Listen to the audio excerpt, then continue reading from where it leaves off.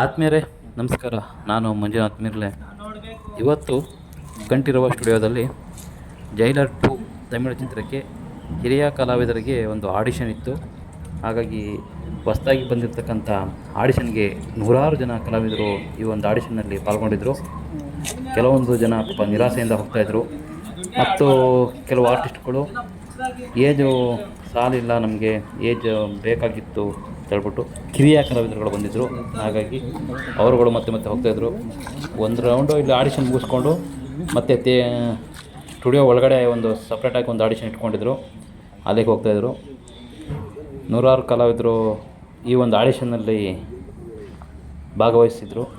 ನಾನು ನಮ್ಮ ಸ್ನೇಹಿತ ಮಂಡ್ಯ ಸಿದ್ದನ್ನು ಮೀಟ್ ಮಾಡಲಿಕ್ಕೆ ಅಂತ ಬಂದಾಗ ಈ ಒಂದು ಆಡಿಷನ್ ನಡೀತಾ ಇತ್ತು.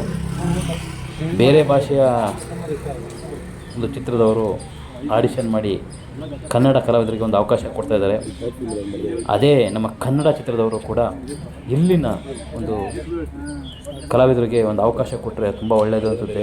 ಎಷ್ಟೊಂದು ಜನ ಕಲಾವಿದರುಗಳು ತಮ್ಮ ಪರೀಕ್ಷೆಯನ್ನು ಎದುರಿಸ್ತಾಯಿದ್ರು.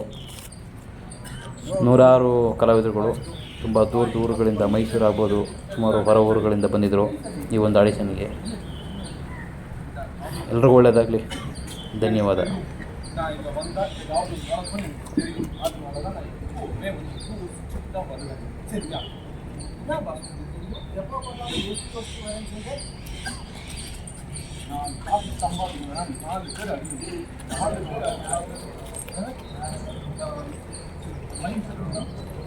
ನಮಸ್ತೆ ಸರ್.